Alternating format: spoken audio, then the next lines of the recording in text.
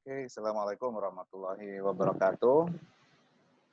Selamat pagi Bapak Ibu.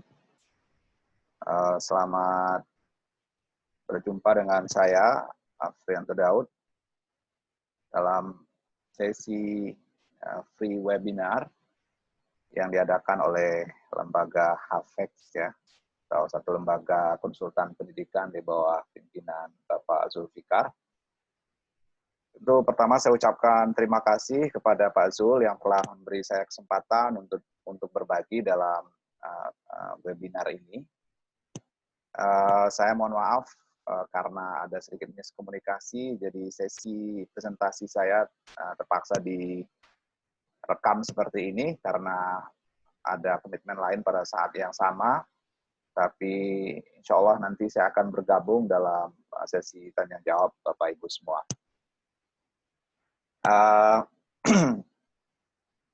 Ya, pagi ini saya akan berbagi sesuai dengan tema yang sudah disebar oleh panitia, yaitu terkait dengan keterampilan berpikir di abad 21, kemudian juga terkait dengan perubahan-perubahan yang sedang terjadi di sekitar kita saat ini, Bapak. Sebagai perkenalan ya, sebelum kita masuk ke materi kita, ya, saya Afrianto Daud, Ibu Bapak semua. Saya salah seorang dosen di Universitas Riau. Seperti yang Bapak Ibu bisa baca dalam profil singkat saya di sini. Jadi, sehari-hari saya adalah dosen pendidikan bahasa Inggris. Saya juga memimpin satu jurnal seperti yang Ibu Bapak baca di dalam slide saya ini. Mudah-mudahan pertemuan kita secara virtual ini menjadi awal yang baik bagi kita untuk bersilaturahim, ya, berkenalan, sehingga kemudian nanti ada hal yang bisa kita kolaborasikan dalam rangka bagaimana kita berkontribusi untuk meningkatkan kualitas pendidikan kita, baik di lingkungan kecil kita, di lembaga kita sendiri-sendiri, atau mudah-mudahan nanti dalam skala yang lebih besar ya, secara nasional. Baik, Ibu Bapak, terima kasih sekali lagi untuk kesempatan dan perkenalan ini. Semoga pertemuan kita membawa manfaat.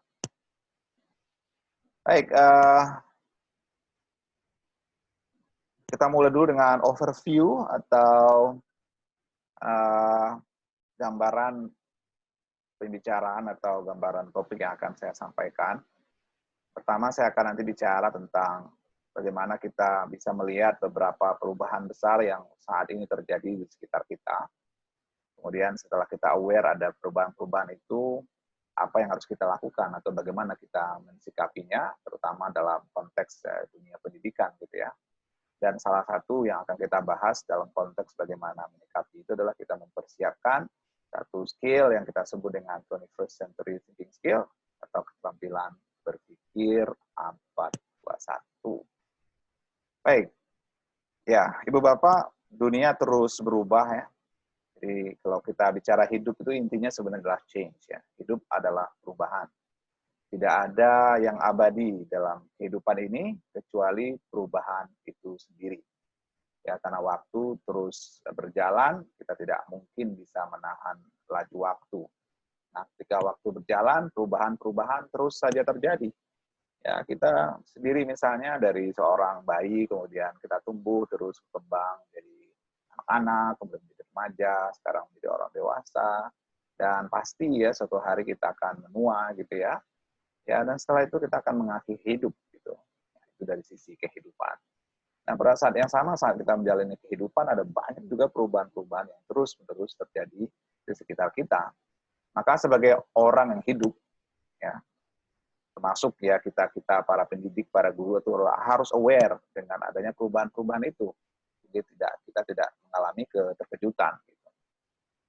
Nah, salah satu misalnya yang sekarang sangat sering disebut-sebut orang ya, ini 3-4 tahun terakhir lah ya, sangat sering nih dibahas tema ini, yaitu tema tentang bahwa kita saat ini sedang hidup di zaman yang disebut dengan revolusi industri 4.0. Ya, saya pikir yang sering menghadiri seminar-seminar atau konferensi udah sering lah ya, atau malah udah mulai bosan ya membicarakan ini. Tapi ya, bagus juga diulang-ulang Ibu Bapak, terutama kita-kita yang mungkin belum begitu memahami detail apa sih yang maksudnya revolusi industri 4.0 itu. Ya, secara umum revolusi industri 4.0 ini kan sebenarnya adalah kelanjutan dari perubahan-perubahan besar yang terjadi di kita, di manusia, terutama terkait dengan bagaimana manusia memproduksi barang dan jasa. Ya, karena ini adalah revolusi industri keempat, itu berawal sebenarnya dari revolusi industri pertama yang terjadi sekitar abad 18 ya, yaitu ketika orang pertama kali menemukan mesin uap ya, yang berubah banyak hal ya, di mana produksi manusia makin banyak karena misalnya transportasi mulai digerakkan oleh mesin uap sehingga perjalanan jadi lebih cepat dan sebagainya. Kemudian revolusi industri kedua terjadi pada abad ke-19 ya, yaitu ketika orang menemukan listrik ya kan, ketika manusia menemukan listrik itu juga banyak mempengaruhi produktivitas manusia ya. Produktivitas tentu makin tinggi, kemudian juga mengalami berakibat pada misalnya mulai berkurangnya penggunaan alat-alat tertentu di dalam industri ya, misalnya mulai berkurangnya penggunaan manusia dalam memproduksi barang, walaupun tetap banyak tapi tidak sebanyak saat dulu orang belum menemukan listrik gitu. Ya, kalau sebelumnya kan memang semua kegiatan produksi itu benar-benar bertumpu kepada kekuatan manusia gitu. Tapi setelah mulai ada listrik karena beberapa mesin mulai dikerjakan digerakkan oleh listrik gitu. Apalagi kemudian pada abad ke-20 orang menemukan komputer ya. Dan ini juga sangat berpengaruh kepada cara orang bekerja gitu ya, membuat budaya baru, hingga kemudian ada mulai otomatisasi di dunia industri gitu. Kemudian beberapa pekerjaan mulai dibantu oleh komputer dan sebagainya gitu. Nah, saat ini kemudian ya persisnya setelah tahun 2000 ya, orang kemudian mengenal satu istilah baru ya dalam dunia industri itu yang disebut dengan revolusi industri 4.0, yaitu ditandai dengan masifnya jaringan internet di sekitar kita. Nah, masifnya jaringan internet ini mempengaruhi juga banyak hal, termasuk cara manusia memproduksi barang dan jasa itu karena mesin-mesin mulai terkoneksi dengan jaringan internet. Sehingga lahirlah apa yang misalnya disebut salah satunya misalnya dengan artificial intelligence ya, atau kecerdasan buatan. Nah, kemudian beberapa proses pekerjaan manusia memproduksi barang itu dibantu oleh jaringan internet yang masif itu, sehingga orang-orang semakin tinggi produktivitasnya gitu ya, manusia semakin mudah melakukan beberapa pekerjaan karena dibantu oleh robot ya, atau dibantu oleh kecerdasan buatan lainnya. Jadi intinya sekarang kita sedang hidup di zaman ini ya, di zaman ketika internet menjadi bagian kehidupan kita ya, ada banyak barang-barang yang sekarang terkoneksi ke internet ya. Ya, tidak hanya HP ya, masuk juga ada alat-alat yang lain seperti ya beberapa alat rumah tangga sekarang kan mulai terkoneksi ke internet. Bahkan ada misalnya dapur yang semacam smart kitchen ya, dapur pintar yang bisa dibantu ketika orang memasak kemudian dibantu oleh robot misalnya. Dan robot itu tentu terkoneksi ke internet. Kemudian alat-alat yang lain kayak mobil misalnya kan, sekarang kalau mobil kita hilang ya itu bisa dibantu mencari melalui GPS misalnya kan. Kenapa? Karena dipasang GPS di mobil itu kita bisa mengidentifikasi mobil sedang berada di mana gitu ya, dan lain sebagainya. Ibu Bapak, kita udah lihat lah bagaimana kehidupan kita sehari-hari sekarang banyak barang-barang yang makin terkoneksi ke internet, termasuk orang-orang. Sekarang makin mudah orang-orang berkomunikasi karena banyak orang juga sudah terkoneksi ke internet. Nah, ini juga berubah perilaku orang, budaya orang, dan sebagainya. Ya, jadi revolusi industri sekali lagi yang saat ini revolusi industri 4.0 itu sangat erat kaitannya dengan masifnya jaringan internet di sekitar kita. Nah, kemudian dikenallah ada yang disebut dengan big data, ada yang disebut dengan iCloud ya. Saat ini saat kita bekerja, Kita tidak harus bawa misalnya flash disk kemana-mana, tapi cukup data kita disimpan di data awan. Sehingga kita tidak perlu khawatir kehilangan data saat ini. Ya. Seperti kita dulu masa-masa awal, misalnya di abad ke-20 awal ini, saat bekerja dengan komputer biasa ya, kita mungkin aja khawatir kehilangan data, ya kan, ketinggalan flash disk di warnet misalnya. Tapi saat ini tidak mesti begitu, gitu ya. Dan seterusnya, Ibu Bapak. Nah, kondisi seperti ini oleh banyak orang diingatkan bahwa akan membawa apa yang disebut dengan disrupsi, dan ini sudah sering juga dibahas ya. Apa itu disrupsi? Yaitu sebuah lahirnya sebuah fenomena baru yang kemudian disrupsi secara umum kan mengganggu status quo ya, atau mengganggu keadaan yang selama ini sudah berjalan dengan baik.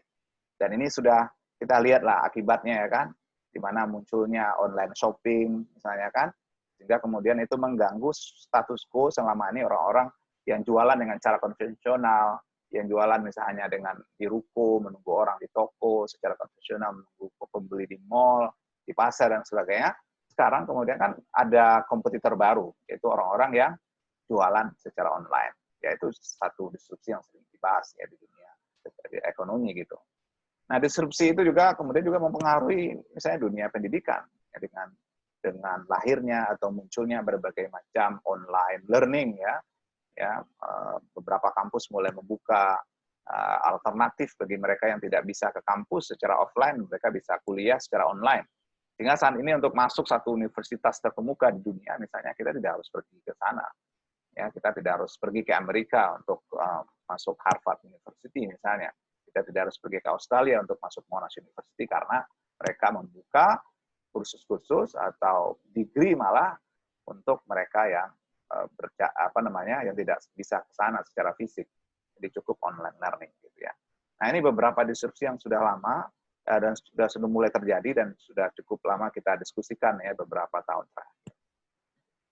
Nah, hari ini Ibu Bapak ada disrupsi yang lebih dahsyat, yaitu saat kita ya berhadapan dengan satu virus ya, makhluk kecil yang tak terlihat oleh mata telanjang gitu, tapi sangat luar biasa pengaruhnya terhadap kehidupan kita ya. Kita sebut dengan corona ya atau COVID-19 ini. Dan kita sudah menghadapi itu sekarang karena kita sudah merasakan akibatnya gitu.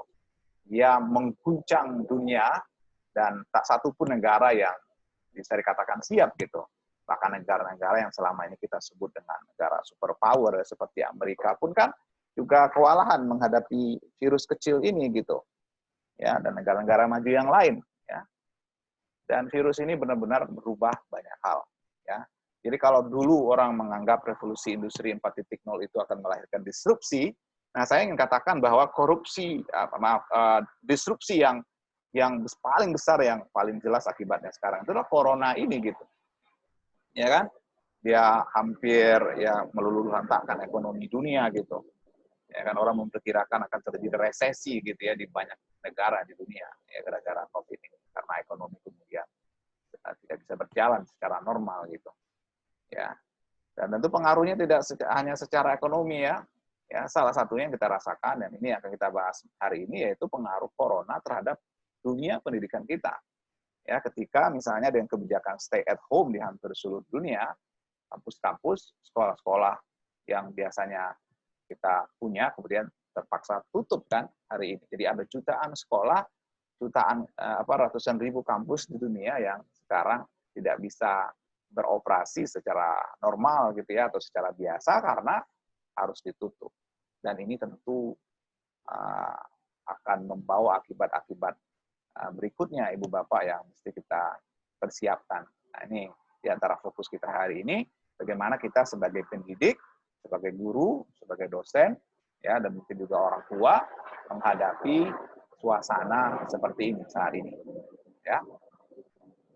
Ya, mau tidak mau, suka atau tidak suka, ya COVID ini telah merubah gaya hidup orang-orang gitu ya. Ya, ketika tadi sekolah ditutup, kampus ditutup, kemudian kita dipaksa mau tidak mau belajar secara online misalnya. Kita dipaksa untuk misalnya menjadi seorang yang IT friendly ya atau yang mau tidak mau harus mengenal misalnya teknologi. Ya, kalau tidak kita nggak bisa survive ya kan. Kita dipaksa untuk beradaptasi dengan ini gitu ya. Jadi corona telah merubah cara hidup banyak orang saat ini ya. Tidak hanya cara hidup orang dalam konteks pendidikan ya, tapi juga misalnya seperti beribadah gitu ya. Ya corona memaksa orang untuk misalnya ya bagaimana fokus beribadah secara individu atau di rumah saja gitu, beribadah dari rumah. Corona juga memaksa orang melakukan transaksi ekonomi ya yang tidak biasa saat ini, di mana memang harus melakukan secara online misalnya kan, sehingga apa namanya virtual ekonomi atau ekonomi virtual akan mendapatkan tempat yang lebih besar ya saat ini. Tapi kita tidak bicara aspek lain dalam presentasi ini, saya akan coba fokus kepada pendidikan gitu ya. Nah, sekarang ya salah satu perubahan itu sekarang orang mulai membicarakan satu istilah baru ya yang disebut dengan new normal gitu ya. Jadi welcome to a new normal ya.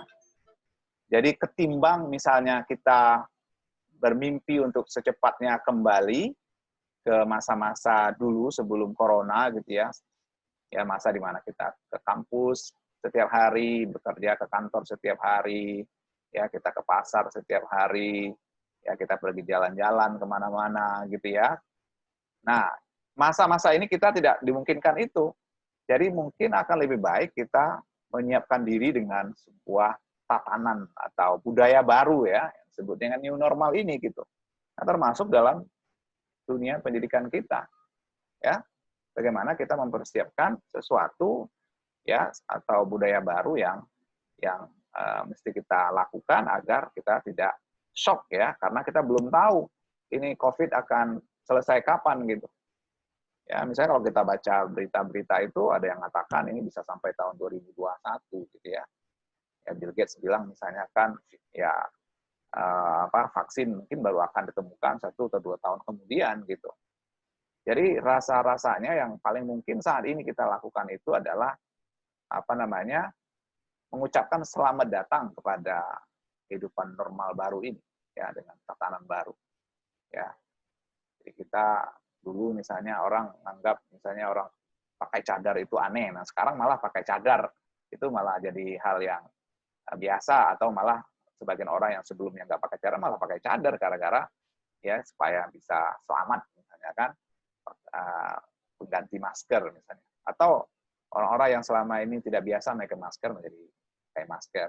Atau yang dulu dianggap bersama itu adalah satu hal yang ditunggu-tunggu, sekarang justru bersama-sama satu hal yang membahayakan gitu ya. Ini cara-cara baru ya yang kita sebut dengan new normal itu.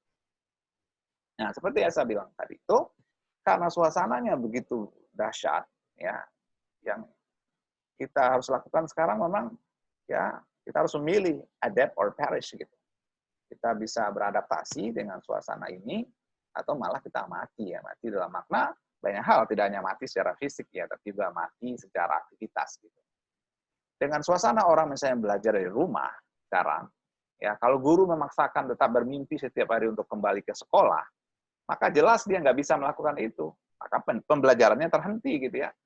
Ya, termasuk misalnya kalau sekolah-sekolah yang misalnya terutama sekolah swasta gitu, sekolah swasta yang misalnya dengan melakukan pembelajaran konvensional gitu ya, termasuk sekolah negeri juga sebenarnya, kemudian tidak bisa secepatnya melakukan akselerasi adaptasi ya terhadap suasana seperti ini, maka bisa saja sekolah-sekolah itu akan mati. Kenapa begitu? Karena anak-anak tidak bisa ke sekolah, kemudian anak-anak hanya bisa belajar dari rumah. Nah, kemudian sebagian orang tua misalnya ada yang ya mungkin tidak sepenuhnya lagi mau membayar uang sekolah gitu ya, karena beralasan kami kan belajar dari rumah, kenapa harus bayar SPP gitu ya, walaupun sebenarnya ini nggak fair juga gitu, tapi ada faktanya begitu. Nah, bayangkan kalau itu terus-menerus terjadi ya 2, 3, 4 bulan ke depan, bagaimana sekolah swasta bisa survive, ya kan? Nah, beda kalau sekolah negeri, oke, sekolah negeri kan misalnya disubsidi oleh negara gitu, ya kan? Tapi sekolah-sekolah swasta harus lebih gencar berpikir bagaimana bisa beradaptasi dengan suasana seperti ini. Jadi pada akhirnya yang terjadi itu seperti yang kata Darwin ini, it is not the strongest of the species that survive, nor the most intelligent, but the one most responsive to change. Jadi yang akhirnya yang bisa bertahan itu bukan yang paling kuat, bukan juga yang paling pintar, tapi mereka yang paling bisa merespon perubahan itu. Atau kata kuncinya adalah beradaptasi.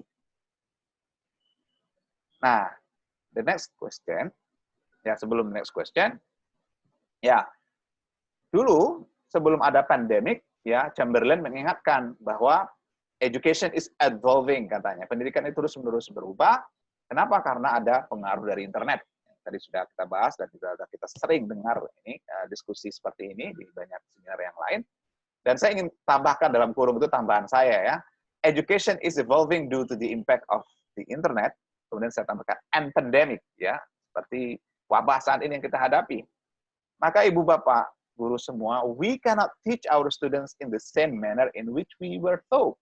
Saat ini kita nggak bisa lagi mengajar anak-anak kita dengan cara yang sama saat dulu kita diajar. Tidak hanya saat dulu kita diajar saat kita kecil ya, atau saat kita SD, SMP gitu ya, juga saat dulu kita mengajar, saya juga tambahkan itu. Ya, karena suasananya nggak memungkinkan lagi gitu. Maka oleh sebab itu ibu bapak, dalam konteks ini change is necessary to engage student. Maka perubahan menjadi kewajiban, perubahan menjadi satu keharusan. Nah, ini yang kita sekarang diskusikan, bagaimana kita menyikapi perubahan ini, gitu. Apa yang harus kita lakukan, dari mana kita memulai. Nah, saya ingin katakan bahwa kita mulai dari mindset kita. Ya, kenapa? Karena perubahan-perubahan besar biasanya berawal dari perubahan cara berpikir. Ya, saya pikir ini juga udah sering kita bahas ya dalam beberapa seminar yang lain, bahwa semua perubahan-perubahan besar di peradaban dunia ini sesungguhnya diawali dari perubahan cara berpikir seseorang. Karena cara berpikir inilah yang kemudian nanti ya mengawali perubahan perilaku. Ya. Tapi kalau misalnya cara berpikirnya tidak berubah, kemudian kita fokus ke behavior-nya, cara perubahan perilaku, nah ini tidak bertahan lama biasanya. Nah, kalau misalnya ada pelatihan-pelatihan yang hanya fokus kepada perubahan perilaku, misalnya, kayak sekarang ya kan kita belajar online, kemudian kita lakukan pelatihan, bagaimana misalnya bikin email misalnya ya, bagaimana bekerja dengan Google Classroom dan sebagainya. Kalau hanya itu fokusnya, nanti setelah pandemik mungkin orang nggak lagi bersemangat untuk melakukan hal yang sama. Ya, tapi kalau yang kita berubah cara berpikirnya, nah sekali lagi cara berpikir ini nanti akan mempengaruhi sangat dahsyat kepada perilaku kita. Nah, mindset-nya saat ini adalah itu tadi, bahwa dunia berubah, kita harus melakukan adaptasi. Ya, suka atau tidak suka. Ya, kalau kita tidak bisa beradaptasi, maka kita akan tertinggal atau malah kemudian mati. Ya, mati tidak harus secara fisik, tapi ya mati secara eksistensi kita gitu.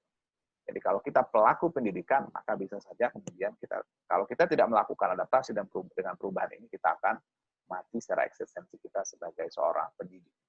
Ya. Kalau kita punya sekolah, sekolah kita bisa tutup. Ya, kalau kita punya lembaga pendidikan kita bisa tutup. Jadi rubah mindset kita hari ini bahwa dunianya memang sudah nggak sama dengan sebelumnya gitu. Ya. Dan kita juga harus yakini, insya Allah kita bisa beradaptasi. Karena salah satu kemampuan manusia yang diberikan oleh Tuhan itu sejak awal adalah kemampuan beradaptasi ini sebenarnya. Ya, maka sebab itu di banyak peradaban itu, misalnya ketika ada 4 musim di satu negara, misalnya kan, itu kan manusia bisa bertahan di 4 musim itu karena kemampuan mereka beradaptasi kan.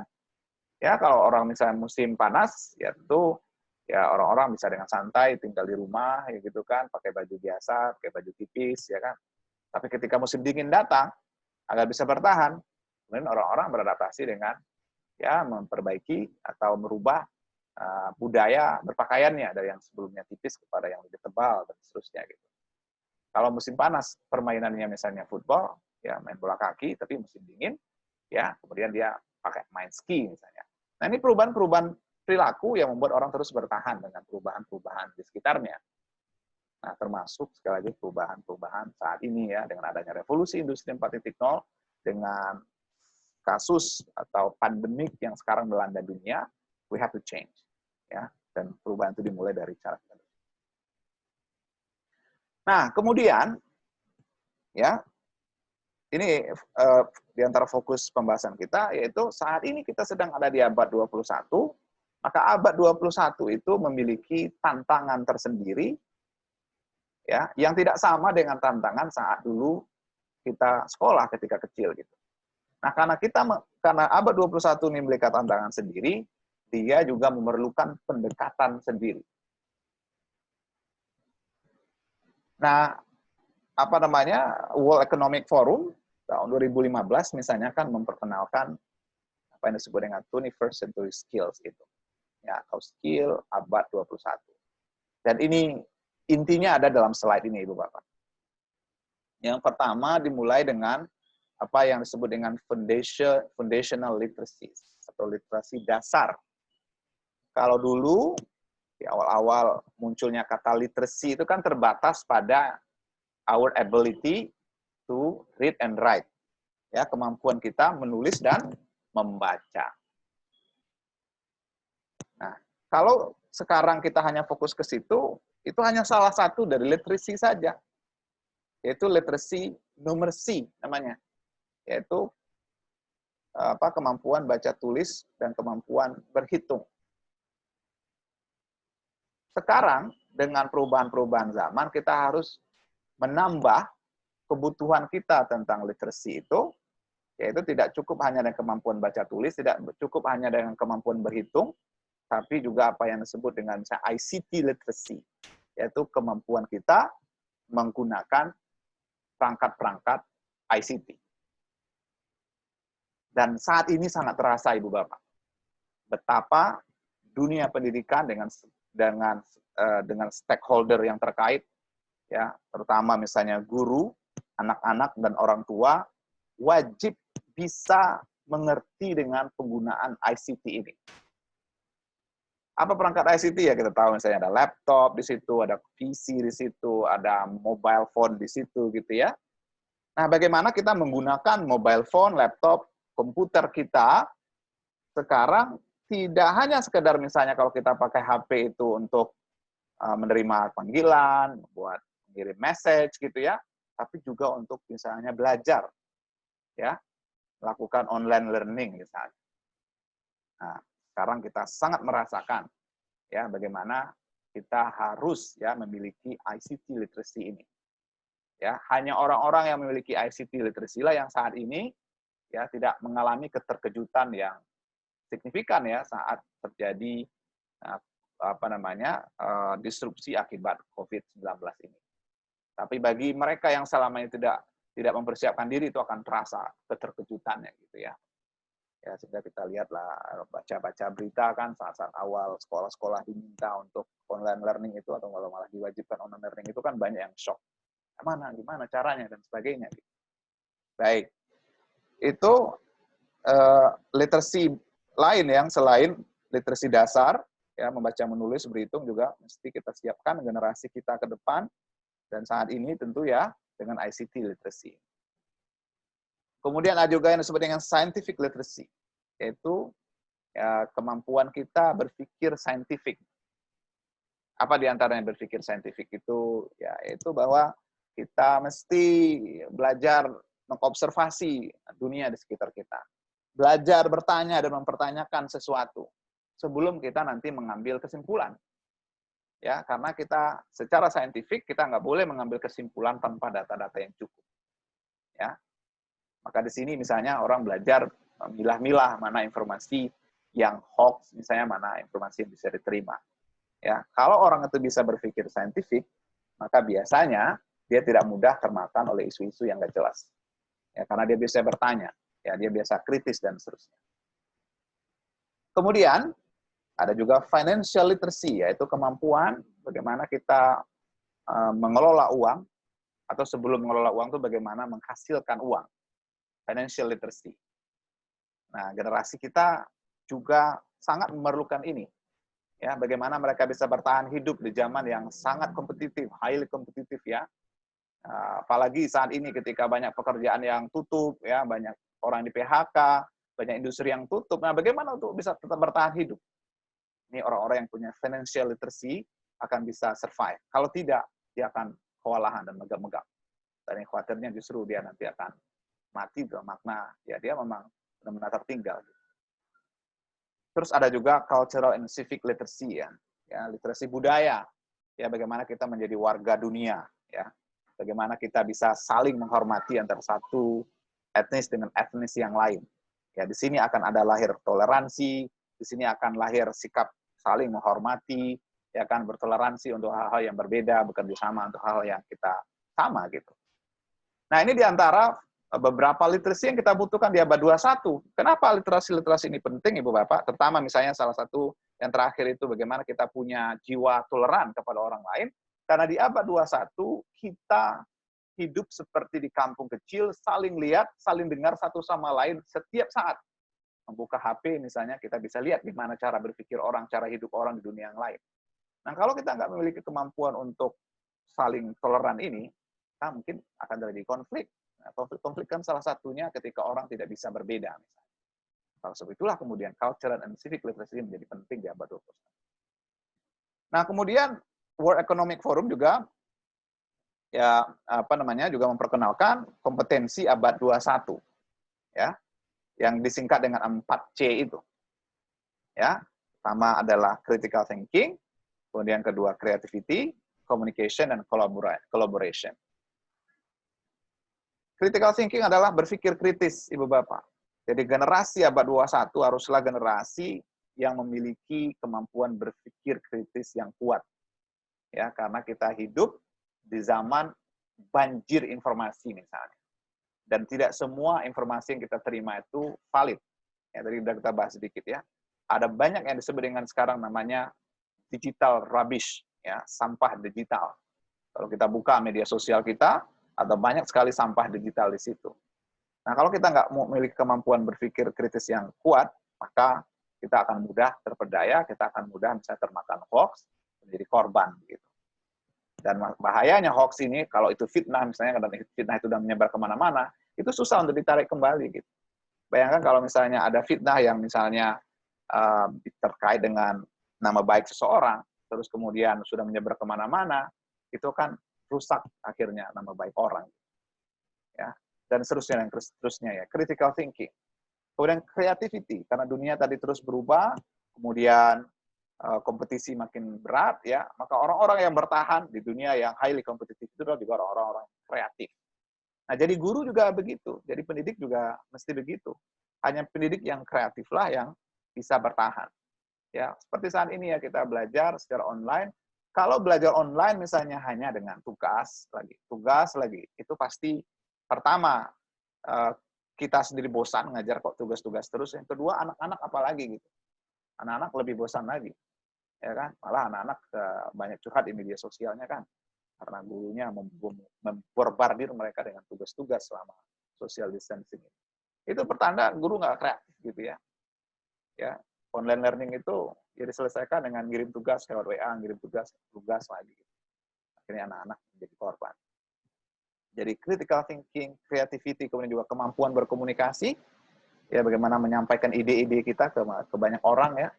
Karena orang-orang pintar itu atau orang-orang yang baru akan terasa kebermanfaatannya kalau dia bisa menyampaikan ide-idenya dengan baik kepada orang. Ya, communication. Kemudian yang tak kalah penting adalah kolaborasi. Ya, kolaborasi intinya kita siap bekerja sama dengan orang lain, ya saling menguatkan untuk tumbuh bersama. Ya, istilahnya tidak ada lagi sekarang zamannya Superman ya. Superman is dead. Superman sudah mati. Sudah habis dah masanya. This is now the super team era. Ini adalah eranya super team. Dan inti dari super team itu diantaranya adalah kolaborasi itu. Maka orang-orang sekarang harus diajarkan cara berkolaborasi. Bukan lagi zaman hidup individu, tapi saling bekerja sama dengan orang lain untuk sesuatu yang saling menguntungkan. Baik, kemudian World Economic Forum juga menjabarkan ada karakter qualities atau kualitas karakter yang diharapkan di abad 21 itu. Pertama adalah curiosity, terus-menerus memunculkan rasa ingin tahu, ya, karena dari rasa ingin tahu itulah lahirnya kreativitas itu. Dari curiosity itulah lahirnya misalnya invention, temuan-temuan baru. Ya, riset itu misalnya diawali dengan rasa ingin tahu. Kalau tidak ada rasa ingin tahu, tentu tidak ada riset question, ya, tidak ada pertanyaan penelitian, maka tidak akan ada temuan-temuan baru yang kita lakukan, yang kita dapatkan. Kemudian juga ada inisiatif, ya, kemampuan untuk menginisiasi sesuatu, tidak menunggu orang lain tapi proaktif, ya, belum orang perintahkan kita udah lakukan gitu ya. Ya, kemudian persisten, ya, persisten intinya adalah punya daya tahan yang kuat, ya, apalagi menghadapi corona ini, ya kan, orang-orang yang persisten, yang terus-menerus bersabar misalnya kan, itulah nanti yang akan menang gitu. Tapi orang yang nggak sabar melakukan physical distancing, oleh pemerintah misalnya disuruh untuk stay at home, dia masih terus keluar, ya, tidak mengindahkan protokol yang diberikan oleh pemerintah. Ini saya khawatir justru nanti mereka jadi korban. Tidak hanya korban untuk dirinya, tapi juga orang-orang di sekitar. Kemudian kemampuan beradaptasi seperti yang saya bilang tadi, adaptability, karena hidup adalah perubahan. Orang-orang yang bertahan adalah orang-orang yang bisa beradaptasi. Kemudian kemampuan leadership, kemampuan kepemimpinan, ya, kemudian ada social and cultural awareness, ya, jadi perhatian terhadap isu sosial dan isu budaya. Nah, inilah kira-kira framework dari 21st century skills itu yang kita butuhkan saat ini, ya, terutama di bidang pendidikan, ya. Nah, kalau kita guru, kalau kita pendidik, kita punya tugas sekaligus kewajiban bagaimana menciptakan ini semua, ya, di level atau di lingkungan kecil kita. Kalau kita di sekolah, menciptakan bagaimana anak-anak kita memiliki foundational literacy itu, memiliki kompetensi 4C ini, dan memiliki karakter-karakter seperti ini. Nah, terkait dengan critical thinking itu, hari ini sebenarnya sekolah, ya, pendidikan kita di Indonesia sudah juga mulai bicara ini, yaitu saat ini kita membutuhkan apa yang disebut dengan HOT, ya, High Order Thinking Skill, atau kemampuan berpikir tingkat tinggi. Ini refer kepada teorinya Bloom, ya, yaitu Bloom itu melevelisasi, ya, atau membuat tingkatan-tingkatan kemampuan kognitif manusia, ya, atau kemampuan berpikir manusia. Level terendahnya itu adalah kemampuan untuk mengingat sesuatu, ya, hafal sesuatu, ya.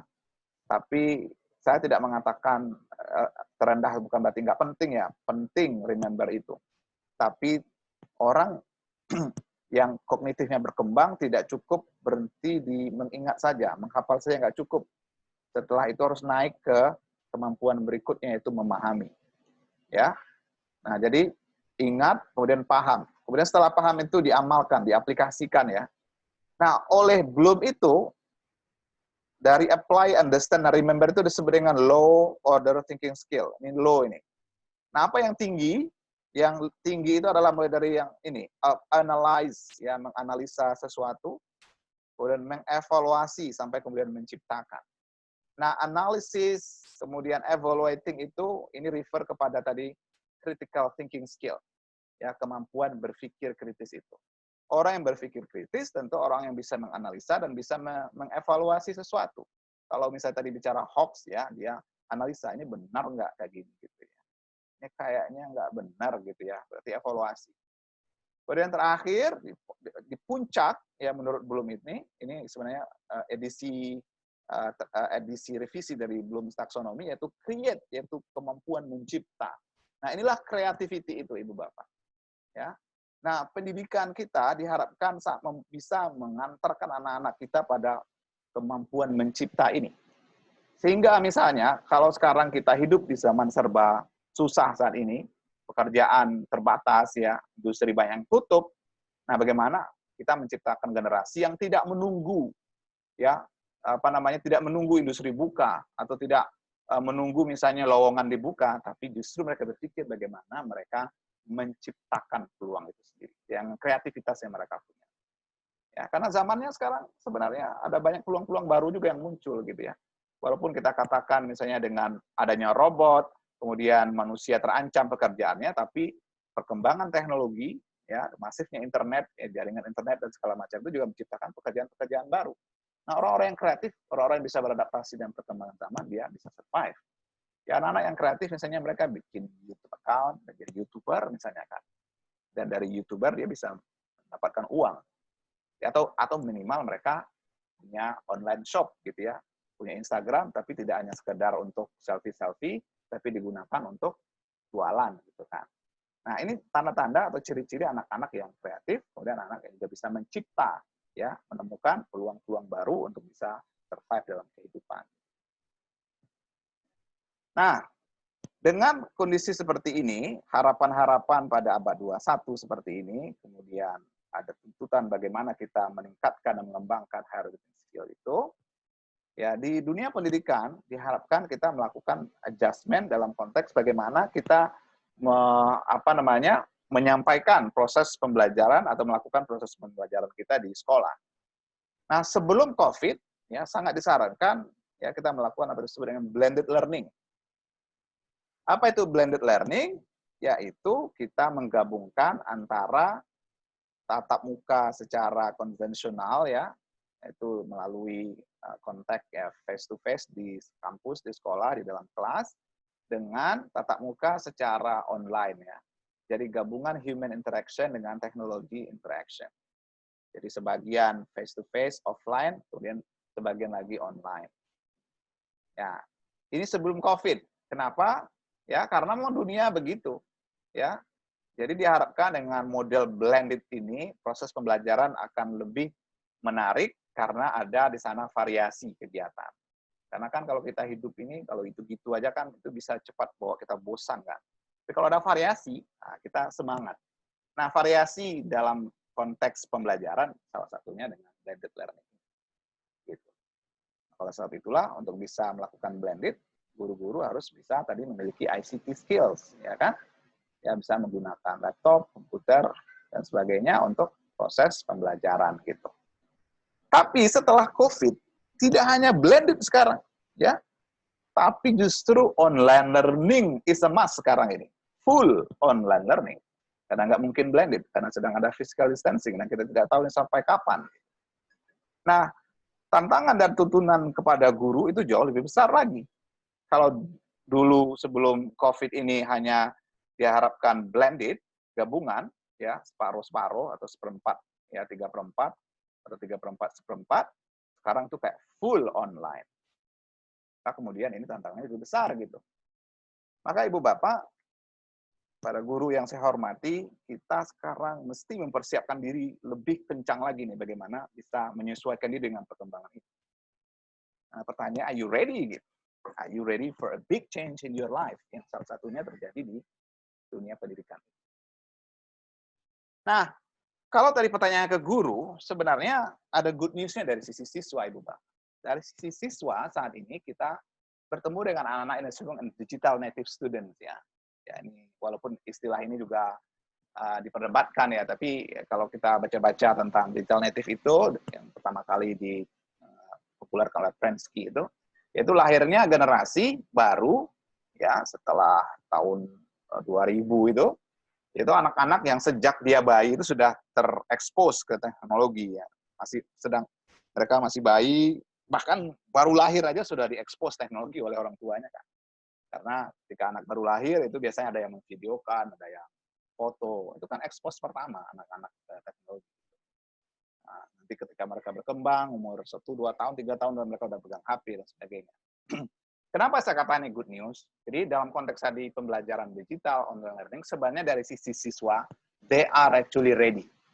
And mereka sangat cepat ya menerima perubahan-perubahan secara teknologi. Pertanyaan justru kepada guru-guru, are you now ready? Ya kan, dengan tantangan-tantangan seperti ini. Maka ini ada beberapa saran saya pada kita semua, Bapak Ibu. Pertama, siapapun kita harus menjadi pembelajar yang cepat. Ya. Jadi kita harus belajar secepatnya saat ini suka atau tidak suka. Jadi kalau yang sebelumnya misalnya belum pandai misalnya kan melakukan pembelajaran melalui Zoom misalnya kan, maka harus belajar sekarang bagaimana menginstal Zoom. Kalau belum mengenal misalnya Google Classroom, mesti sekarang belajar tentang Google Classroom gitu. Sehingga kita dari hari ke hari terus-menerus meningkatkan kesiapan kita. Jadi belajar lagi. Kemudian kedua, mulailah dari yang paling mungkin, bukan yang paling keren. Jadi kalaupun ada yang mengatakan Zoom keren gitu ya, atau Google Classroom itu kayaknya keren gitu ya. Kalau kita belum bisa, nggak usah dipaksakan. Mulai aja dulu yang paling mungkin. Sekarang pembelajaran online gitu ya, kita nggak bisa ketemu dengan siswa kita, yang paling mudah saya pikir salah satunya adalah lewat WhatsApp. Jadi kalau memang bisanya kita lewat WhatsApp, ya do it. Karena WhatsApp pun dimungkinkan kita juga mengelola kelas kita gitu. Karena ada beberapa fasilitas di situ, ada file sharing juga di situ. Kita juga bisa merekam audio kita juga bisa mengirim video gitu. Ya walaupun kalau face to face itu terbatas hanya 4 orang gitu. Ya. Jadi yang paling mungkin saja dulu dilakukan Ibu Bapak. Kemudian yang ketiga, perluas jejaring profesional network kita. Ya, ketika online ada banyak sekarang grup-grup para guru ya yang berbagi ide, berbagi informasi, berbagi skill, ya. Bergabunglah dengan mereka sehingga kita makin juga mengakselerasi kemampuan kita. Jadi perluas jejaring, perbanyak teman. Nah, salah satunya mungkin bisa bergabung dengan lembaganya Pak Zul ini, Hafex ini gitu ya. Tempat di mana orang-orang yang concern dengan pendidikan bertemu. Ya, Ibu Bapak yang sekarang pun sudah hadir mendengarkan paparan saya ini adalah bagian dari bagaimana kita memperluas jejaring. Jadi teruskan gitu. Nah, setelah itu tadi kan kolaborasi di antara skill yang harus kita miliki di abad 21 kita. Sekarang memang wajib berkolaborasi dan bersinergi dengan banyak orang ya. Salah satunya inilah saatnya kita melibatkan orang tua. Ya, kenapa? Karena kalau anak-anak stay at home, online learning, long distance learning, atau home learning, guru hanya bisa mengontrol dari jarak jauh kan. Nah, siapa kemudian yang utama mengontrol siswa di rumah? Ya orang tua gitu. Nah, selama ini, orang tua ini mungkin belum termaksimalkan peran mereka dalam rangka perkembangan pendidikan anak-anak kita di sekolah. Padahal kalau kita bicara pendidikan, ya stakeholder-nya salah satunya stakeholder penting adalah parent kan, orang tua. Jadi di sana ada pemerintah, di sana ada guru, di sana ada siswa, di sana ada dunia industri, dan yang tak kalah penting adalah parent, orang tua. Nah, sekolah, guru harus memikirkan gimana mekanisme pelibatan orang tua lebih maksimal dalam rangka memastikan proses pembelajaran anak-anak kita efektif di rumah. Kemudian untuk jangka menengah, sekolah mulailah membangun sistem e-learning. Karena sekali lagi kita nggak tahu ini sampai kapan masa-masa COVID ini akan selesai. Nah, oleh sebab itu yang paling mungkin dilakukan sekarang adalah mempersiapkan sistem pembelajaran online kita. Oke lah, dalam masa transisi kita sekarang pakai WhatsApp gitu ya, atau pakai email, atau pakai misalnya Zoom misalnya. Tapi kan nggak bisa terus-menerus begitu. Pakai Zoom misalnya, ada banyak masalah dengan Zoom itu. Ya, salah satu masalahnya adalah face to face akan memakan data yang banyak, ya kan? Dan nggak akan kuat guru dan orang tua terus-menerus begitu. Gitu. Kita harus pikirkan bagaimana membuat misalnya sistem learning management system ya, atau sistem manajemen pembelajaran, ya semacam platform online di mana anak-anak di sana bisa belajar mandiri, bisa mengerjakan tugas gitu ya, sekali-sekali misalnya online dengan guru atau face to face dengan guru gitu ya, sampai kemudian ujian bisa online gitu. Ini harus dibangun oleh sekolah. Ini tugas kita semua ke depan untuk jangka menengah atau malah mungkin untuk jangka panjang. Baik, Ibu Bapak, demikian presentasi saya pagi ini. Mohon maaf ada suara di belakang anak saya ya, saya sedang ini rekam. Ya, silakan Ibu Bapak kalau ada pertanyaan disampaikan kepada Bapak moderator. Insya Allah saya akan bergabung sebentar lagi menemui Bapak Ibu semua. Dan saya senang bisa berkenan dengan Bapak Ibu semua. Jika silakan keep kontak dengan saya. Saya senang berteman dengan para pendidik, kenal dengan orang-orang baru gitu ya. You can follow my Instagram, itu ini akunnya, atau my FB account-nya Prianto Daud, atau please subscribe my YouTube channel. Thank you everyone. Sekali lagi terima kasih kepada Pak Zul dan tim. Kemudian terima kasih kepada Bapak Ibu guru pendidik semua yang telah mendengarkan presentasi ini. Sukses untuk semua. Semoga kita semua sehat. Semoga badai COVID ini cepat berlalu. Amin ya rabbal alamin. Assalamualaikum warahmatullahi wabarakatuh.